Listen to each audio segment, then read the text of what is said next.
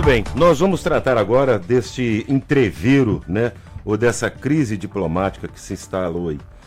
Em viagem à Etiópia, o presidente Lula comparou os ataques de Israel em Gaza ao Holocausto promovido pelos nazistas contra os judeus.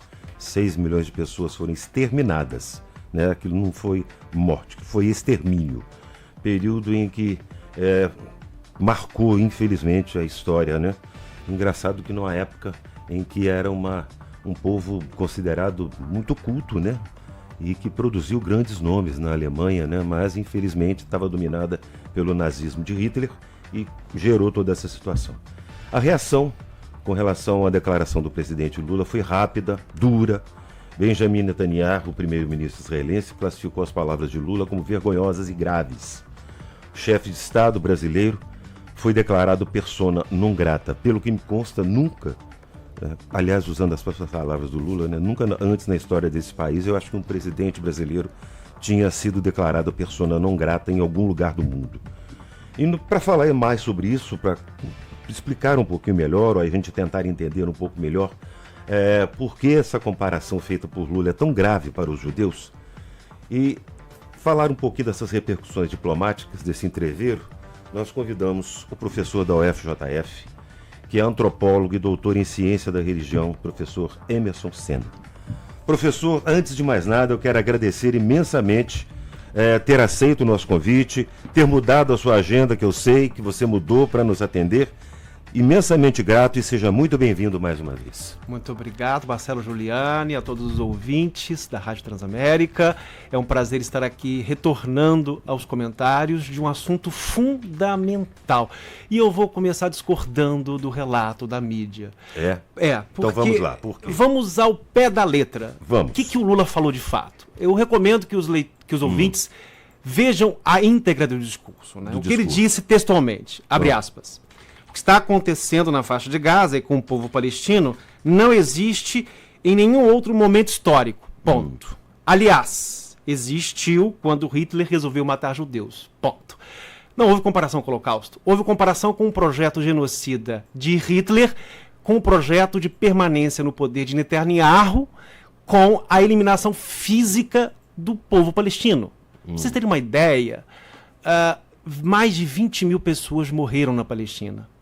4 mil crianças. Se isso não é um projeto genocida, eu não sei o que é genocídio. Não há mais escolas funcionando, não há mais hospitais funcionando. O governo de extrema-direita de Netanyahu invadiu hospitais, matou. Isso é proibido pela Convenção de Genebra. A Convenção de Genebra regula a relação entre guerras entre estados, para que o direito humano seja preservado. Então a gente tem uma cobertura midiática que eu vou dizer que peca, infelizmente a imprensa não abre espaço para relatos de palestinos. Procure nos jornais. Não há repórteres na faixa de Gaza porque Israel proíbe. Então você tem pouco acesso, e o acesso que você tem está em língua árabe, em inglês ou em francês. O próprio jornal Haaretz, o maior jornal de Israel, ele declarou que Netanyahu é o responsável pelo que está acontecendo. E Netanyahu transformou isso numa questão pessoal. Lembremos que antes do dia 7 de outubro, o ataque do Hamas, que tem que ser condenado. Todo ataque terrorista tem que ser condenado. Qualquer projeto de genocídio tem que ser condenado. Pois é, isso que eu ia te perguntar. Me permita só te interromper. Sim, claro. Você disse que a questão do Netanyahu, né, ter a culpa disso tudo é de Israel. Mas não seria uma resposta? O palestino não se manifesta porque o Hamas, ou Hamas, não sei como é a pronúncia correta, não permite que isso aconteça? Mas ele se manifesta. Há uma ilusão achar que não há discordância entre os palestinos. E pra vocês terem uma ideia do que é a faixa de Gaza, eu trouxe alguns dados, posso trazer para vocês? Claro, por favor. Eu tive que anotar. Eu trouxe você aqui exatamente para isso. Dados da faixa de Gaza. A faixa de Gaza tem 362 quilômetros quadrados, com 2 milhões de habitantes. Sabe qual é a área do município de Juiz de Fora? 1.435 quilômetros, 600 mil habitantes. Ou seja, é uma faixa de terra com alta concentração de gente, com serviços precários, e o único emprego que tinha ou era trabalhar para Israel, em subemprego, ou então servir de alguma maneira a organização terrorista. Mas por quê? Aí é uma longa história. interessava ao governo de extrema-direita de Israel, Netanyahu, criar uma divisão entre a autoridade palestina na Cisjordânia e apoiar o Hamas. Então, ele apoiava diretamente o Hamas através do Catar. Então, há dados mostrando que ele, de fato, queria que o Hamas, porque o Hamas não é interessado na paz. A coisa é muito mais complexa, hein? Muito, mas olha, muito complexa. Porque Israel capturou Gaza do Egito, foi numa guerra em 67, né? Sim, a guerra de 67. Mas aí é bom que nossos ouvintes saibam que existe uma resolução da ONU de 2 estados, de 48. Porque houve uma expulsão. Aí que é o dado interessante. Porque a Palestina já era habitada há milênios por palestinos. Quando houve o Holocausto, que é repreensível sob qualquer ponto de vista, ele tem que ser repudiado sob qualquer ponto de vista. Claro. Quando aconteceu o Holocausto, milhares de judeus foram deslocados para a Palestina, mas tinha gente lá. Já tinha gente Já tinha gente lá. Então criou-se um conflito enorme.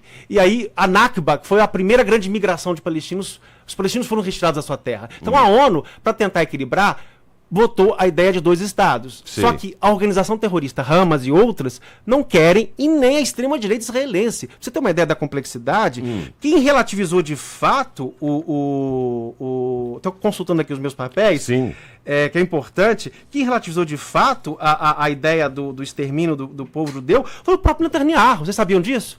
Em 2015, ele, num congresso sionista, extrema-direita é capaz de inventar besteiras, teorias conspiratórias, ele disse que foi o líder religioso palestino de Jerusalém, Haj Amin al-Hussein, que convenceu Hitler a exterminar judeus. Olha, ele se disse em 2015, você pode pesquisar aí na internet, em boas fontes, você vai encontrar essa declaração de Netanyahu, relativizando o papel de Hitler no próprio Holocausto. Olha o absurdo da teoria conspiratória da extrema-direita no mundo. Extrema-direita é um problema mundial pela sua capacidade de gerar pós-verdade, gerar uma série de afirmações absurdas que acabam ganhando a tonalidade de verdade. Por que essa declaração não veio à tona? Por que a imprensa não foi lá em 2015 e tirou essa declaração para dizer que quem está relativizando é o próprio Netanyahu. Mas, professor, a extrema-direita produz, a extrema-esquerda também não produz esse tipo de coisa? Mas o problema hoje não é mais a extrema-esquerda.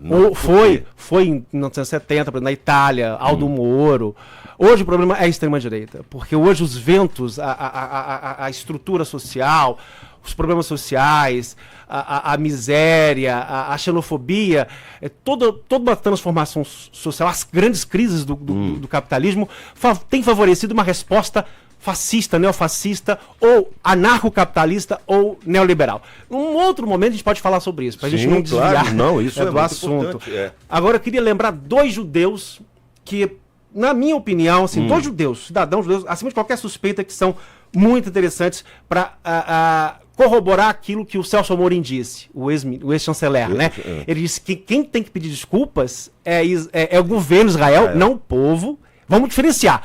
Governo Netanyahu é uma coisa, povo de Israel é outra. Quem tem que pedir desculpas à humanidade é Netanyahu.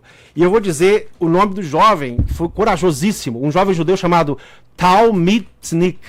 Ele tornou-se o primeiro israelense preso por se recusar a participar do genocídio. Sabe o que ele fez, Marcelo? Ele foi num centro de recrutamento e disse: não vou matar crianças, não vou matar mulheres, eu me recuso a servir. E foi preso. Outro judeu, Edgar Morin, conhecem? Um famoso filósofo. Depois pesquisem por aí. Sim. Famosíssimo, 102 anos. Eu li algumas coisas sobre ele ontem, porque eu estava estudando.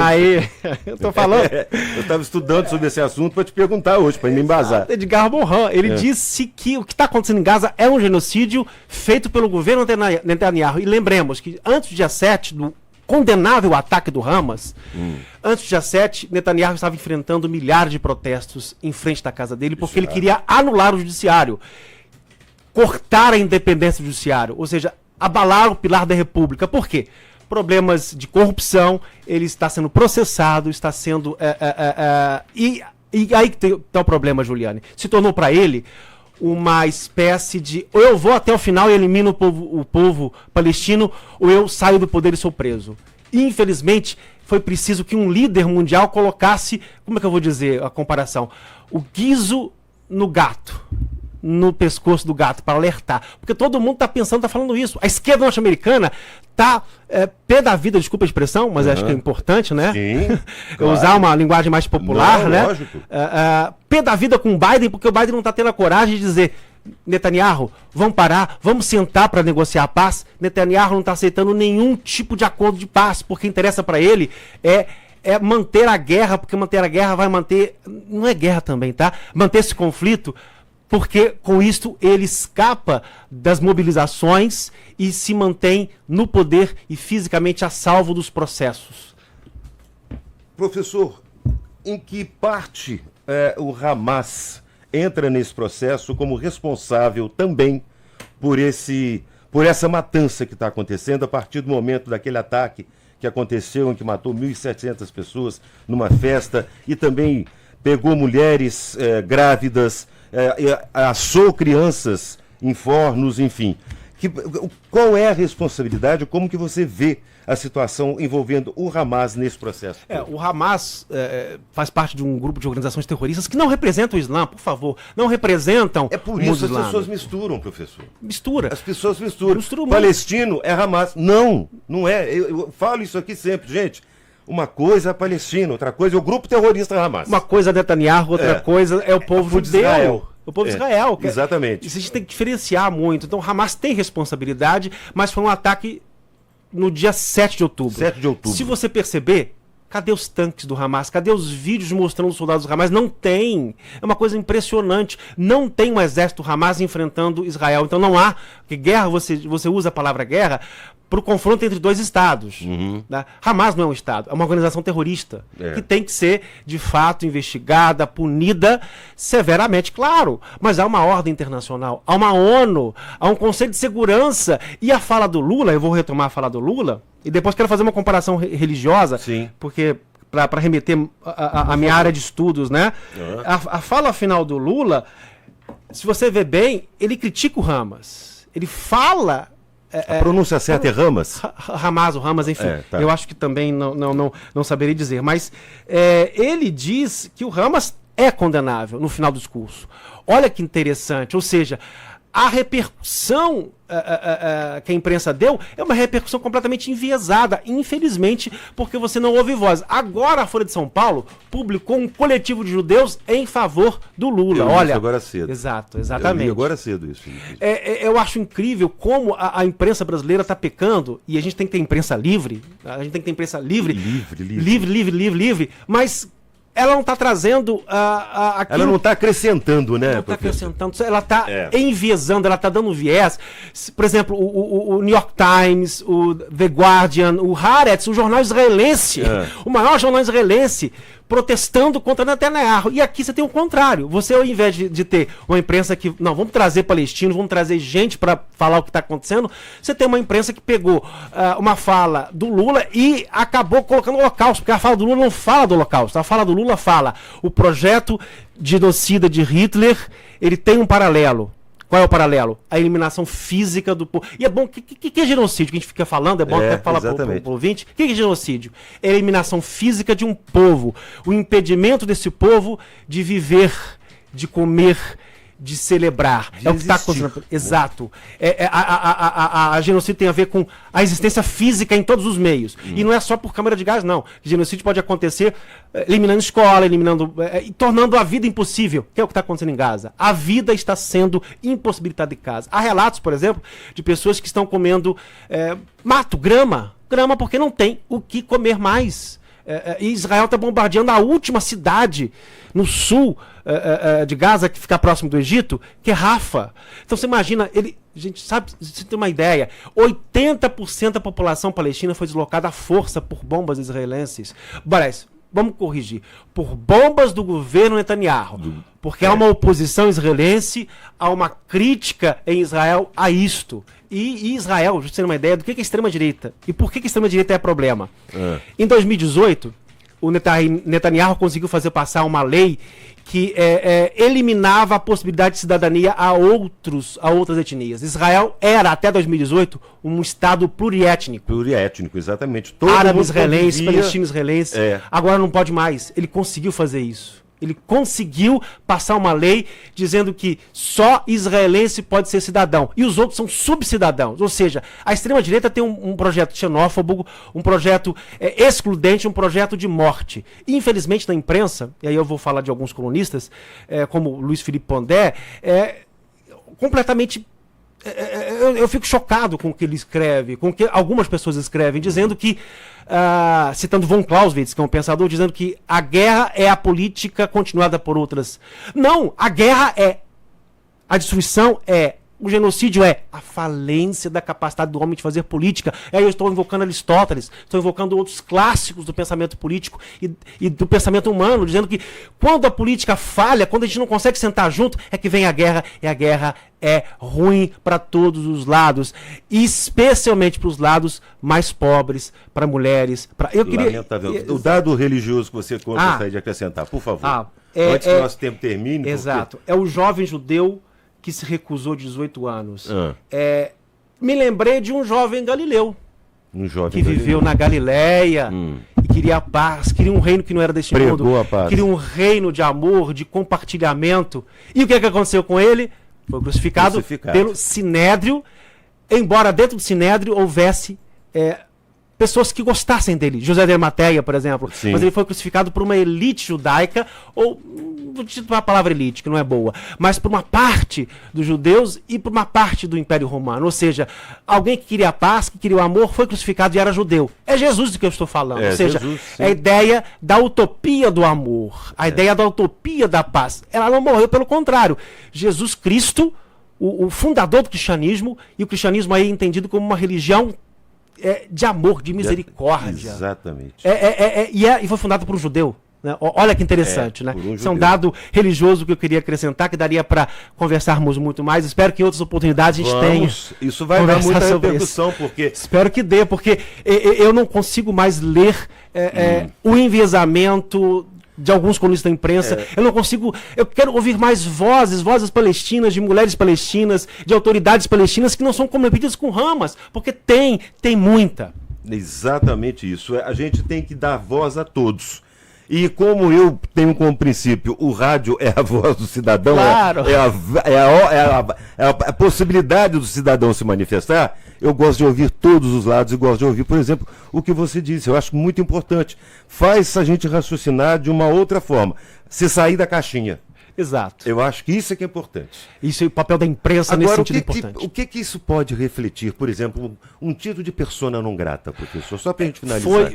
Ele não pode entrar em Israel, enfim, tem uma série de impedimentos, de consequências diplomáticas reais, mas é uma reação desproporcional e de fato isso é contornável? Claro que é. Né? E a única forma de parar o genocídio, eu vou dizer aqui, é parando Netanyahu, é tirando ele do poder, é tirando ele na base democrática, tá? Base democrática. Na pressão internacional, democraticamente e legalmente constituída. Mas como, por exemplo, a gente vê o caso de Maduro na Venezuela, que todos os seus opositores acabam sumindo. O caso do Putin na Rússia, que todos os seus opositores acabam sumindo. Tivemos um agora, né? Sim. Que morreu misteriosamente na prisão. O Navalny. Sim, claro, condenado. Na Coreia. É possível lutar contra esses ditadores? Claro que é. Só que uma coisa são esses ditadores, que são condenáveis por tudo que estão fazendo, pela eliminação física dos seus oponentes, e outra coisa é um genocídio em andamento agora. Ah, sim. Aí são duas coisas diferentes, são duas coisas condenáveis, mas a gente não pode perder a dimensão do horror. Não pode misturar as coisas, né? Exatamente. Eu acho que o Dada Maravilha, né, um grande jogador, ele tinha uma expressão muito legal. Uma coisa é uma coisa, outra coisa. Sei. Professor Emerson Senna, sempre um prazer enorme ter você aqui. Eu comentei com o professor que agora nós estamos em ano de eleição, né? O professor vai participar muito conosco aqui mais uma vez, no período eleitoral. Nós vamos falar muito sobre esse assunto ainda, que eu tenho certeza que outras notícias virão em cima disso, e eu quero ouvi-lo, quero esclarecer essa situação para o nosso ouvinte. Obrigado, viu, professor, mais uma vez. Eu que agradeço, um grande abraço a todos e todas. Muito obrigado. Agora, Transamérica 10h21.